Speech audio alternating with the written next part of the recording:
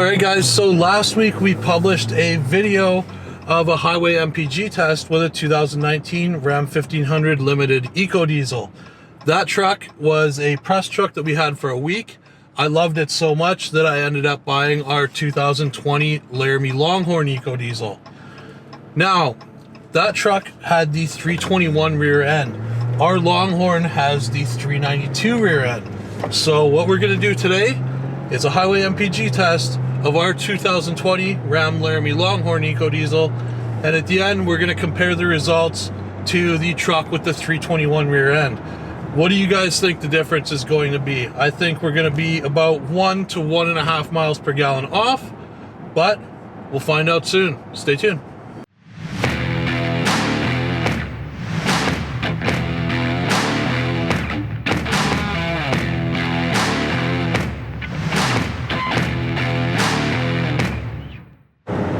Alright, so we are just rolling into the gas station right now. We're going to use the same pump as last time, same 2-click method as last time, and at the end we are going to use the same pump with the 2-click method again to fill it back up, and then we're going to hand calculate the mileage and compare it to the in-screen display on the truck. So let's get to it. Alright, here we go. So first fill up, we're going to fill it until it clicks, wait 30 seconds, top it off until it clicks again, and then we're going to hit the road.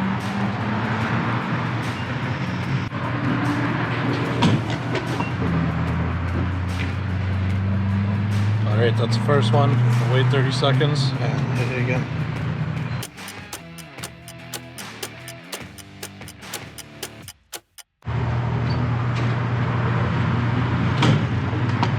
Alright, that's it. Let's get on the road. Okay, so we've got the truck all filled up. We're gonna fire it up, reset the trip meter,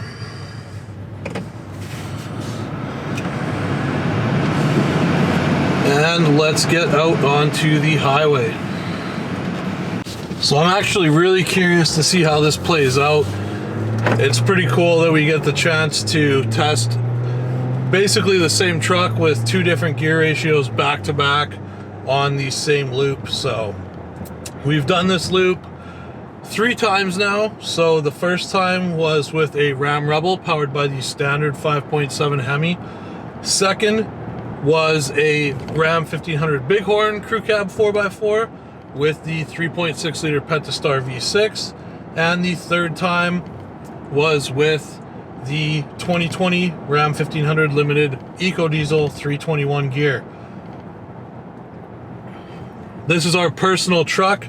I bought this truck actually the day after I returned the Limited EcoDiesel. That's how much I like that truck. It was a limited black, beautiful, beautiful truck. And I probably would have went with that spec, except I promised myself that I would never own a black vehicle again. And to me, this cattle tan and black interior in the Longhorn is absolutely the best looking interior in the Ram 1500 lineup, in my opinion. So we've got about a mile from the gas station to the highway. We just got stuck at a red light there for a couple seconds. So it's not exactly a perfect 100% highway loop, but it's as close as we can get anyway. We're going to be merging on the highway here in a second. Set the adaptive cruise control at 70 miles an hour, which is the same speed that we've done on all the loops. And we'll see how it turns out. So I'll check in with you guys in a little bit here. Alright, so we're just over 20 kilometers or 12 miles into our loop.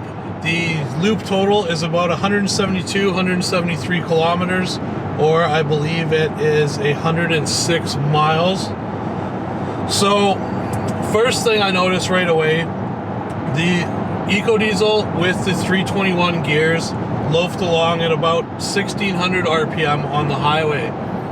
This truck with the 392s is sitting right under 2000, probably about 1950 RPM. So a difference of about 350 RPM on the highway. As with the other truck and every newer Ram that I've driven, the ride is incredibly smooth and it's very, very quiet inside. which is really nice considering that the EcoDiesel and the Pentastar V6 actually don't get the active noise cancellation system that's in the Hemi. But they definitely don't need it. It's still very, very quiet in this truck. Even with the aftermarket Mopar vent visors that I've put on this, there's still very, very minimal road noise, very minimal wind noise. It's very, very quiet, very, very nice truck to drive on the highway. These things are just excellent cruisers, and that's one of the reasons that I think the EcoDiesel engine pairs up so well with these new trucks. It just fits the personality of the truck so well. So we're gonna keep going, and we'll check in around the halfway mark and see how we're doing there. All right, so we're just getting up to the turnaround point here, and our MPG seems to have leveled out on the screen. So right now we are sitting at 9.3 liters per 100 kilometers, or 25.1 miles per gallon. So we're off quite a bit from where we were with the truck with the 321 rear end. I'm not sure if it's because this truck still has quite a bit less mileage on it, still could be during the braking period, or if the gear ratio is just making that big of a difference. But we will see when we get back to the pump and fill it up. All right, so we are just getting off of the highway here on our way to the gas station. On the screen, we're showing 8.8 liters per 100 kilometers, or 26.6 miles per gallon. So I'm going to be really curious to see how that shakes out once we hand calculate it here in a minute.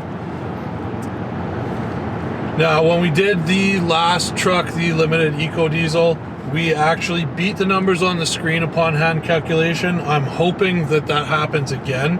We're obviously quite a bit off of those numbers with the last truck, and there's two mechanical differences at play here that I'm thinking that could affect it. So one, of course, is the gearing, with that truck being the 321 and this being the 392. And the second thing that I thought of is that that truck also had the air suspension, so it would lower into aero mode on the highway, where this one does not. It just has the steel coil suspension, so it's a fixed height.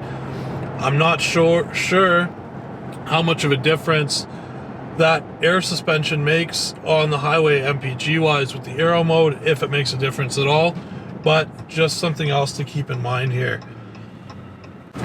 So I'm just stuck at a light here just in front of the gas station. The only way to get into this gas station coming off the highway this way is we have to go around, do a quick loop, and go back in, so it's not a direct shot. One thing also is we're going to have a higher moving speed on this test than we did on the Limited. A little less traffic, we were able to maintain that 70 miles an hour a little better. So I can tell just by looking at the screen, we're at 1 hour 36 minutes right now, where we were at 1:41, an hour 41 minutes with the Limited by the time we got to the pump. And we're just a few seconds away here, so we'll calculate that out as part of our calculations as well. All right, so just pulling in here to the same pump that we used to fill up with. Overall trip was 172.7 kilometers. I'll work that into miles when we get to the thing. 8.8 liters per 100K, hour and 38 minutes on the screen. And the screen is showing 26.6 miles per gallon. So we'll get it filled up and then hand calculate the results.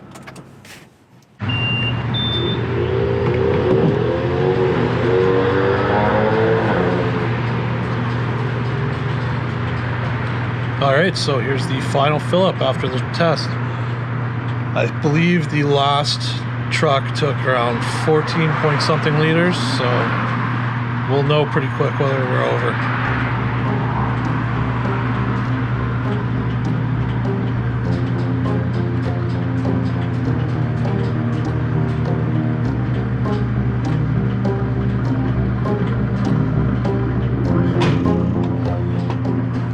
Okay, there's the first click. We'll wait 30 seconds. Looks like it's actually going to be pretty close.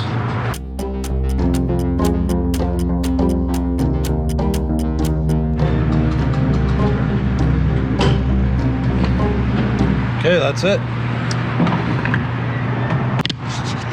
So 15.636 liters.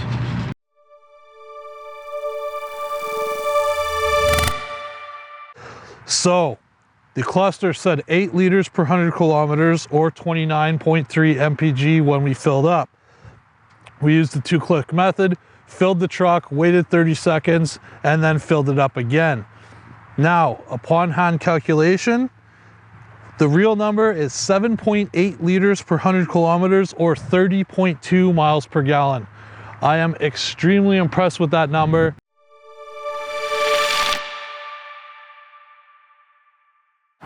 All right, so I've had a chance to hand calculate our MPG on this loop with this truck.